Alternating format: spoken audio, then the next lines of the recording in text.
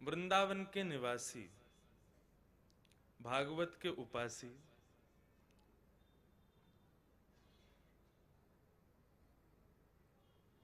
इतनी कृपा तो ठाकुर जी ने की ही थी मुझ पर।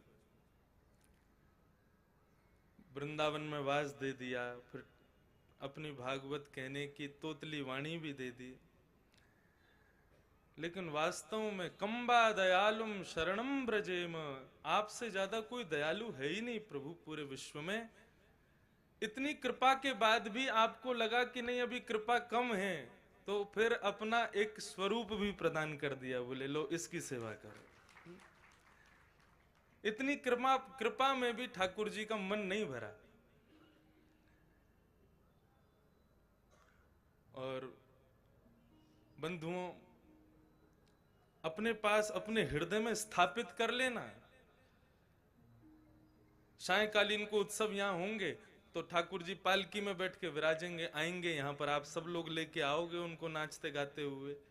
छोटे से हैं बेचारे, लेकिन ये भगवान का विग्रह, भगवान की मूर्ति कहना एक प्रकार से अपराध है। क्या है ये?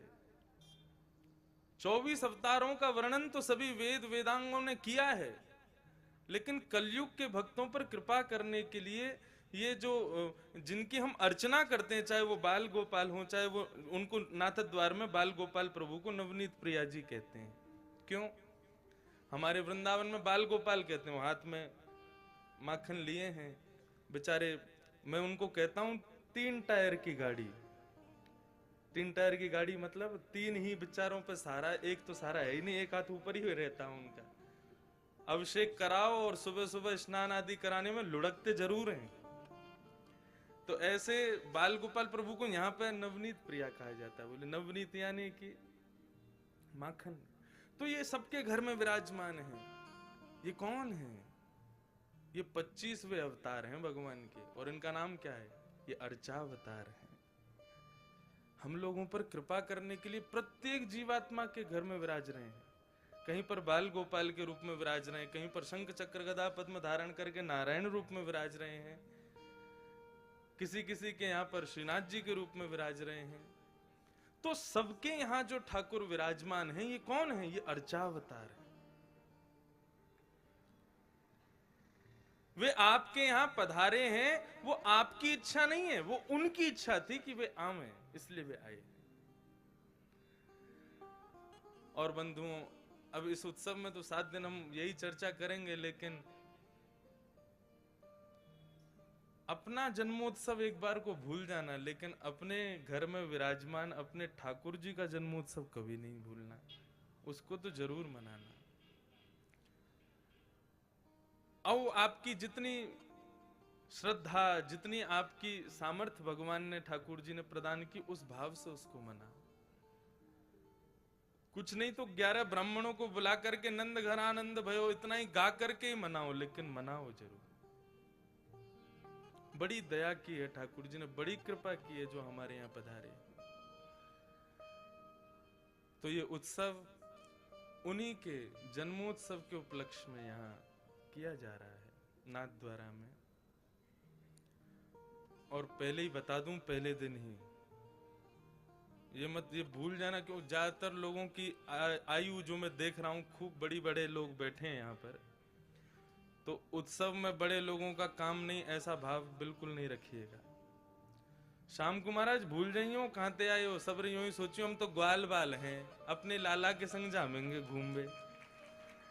जब पालकी उठा के लाओ तो पैर कांपते होंगे, लेकिन जब पालकी पर ठाकुर जी विराज जाए ना, तो अपने पैरों को भी कहना, अरे आज तो मत कांप, आज तो जगत नियंता तेरे कंधे पर बैठा है।